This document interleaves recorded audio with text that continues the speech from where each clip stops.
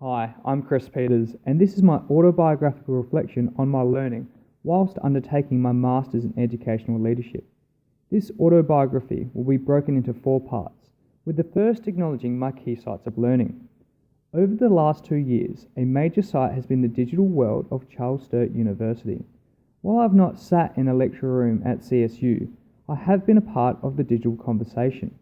I've learnt through the use of modern technology by accessing readings, watching recommended videos, and also discussing ideas with fellow students, all over the internet without having to meet in person. The second key site of learning is my current employment here at Harvest Christian College, located in Kadina, South Australia. These key sites have had an effect on my learning throughout my Masters, bringing me to my second point being the defining moments. My first defining moment occurred shortly after I started my Masters and was the appointment of my first official leadership position here at Harvest. I still hold the position of Head of Physical Education, Health and Sport. This was a defining moment for me as the appointment had acknowledged my involvement in non-formal leadership positions and allowed me to experience firsthand many of the leadership theories that were being discussed in my topics.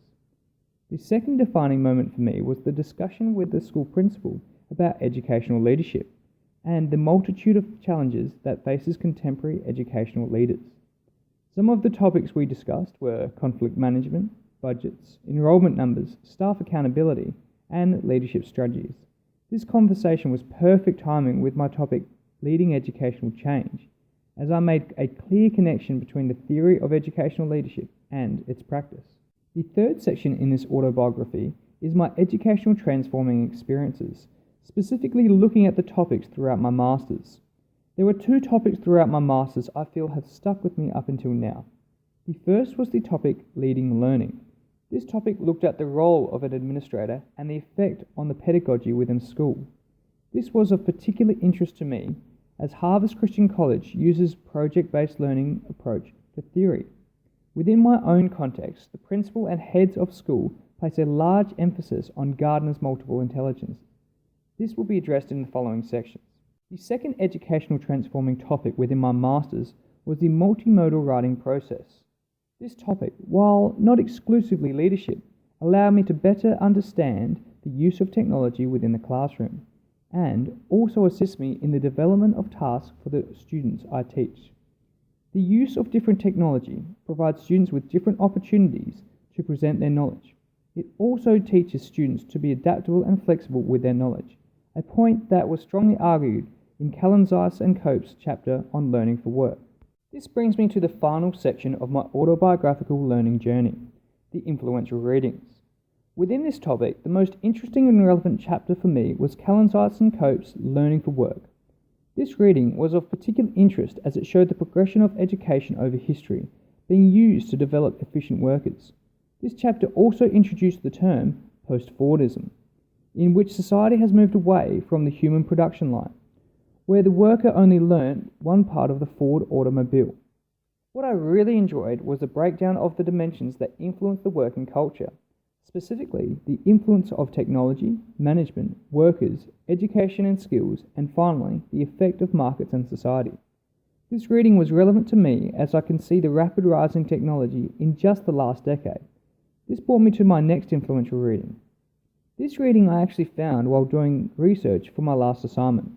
This was a report written by the World Economic Forum titled The Future of Jobs. This report was stunning as it introduced the concept of the 4th Industrial Revolution.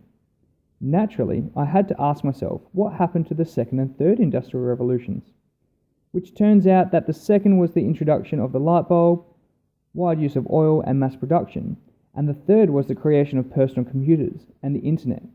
Now on the brink of the 4th Industrial Revolution, we are faced with several drivers of change, such as the development of artificial intelligence, robotics, nanotechnology, 3D printing, and an advanced understanding of genetics and biotechnology.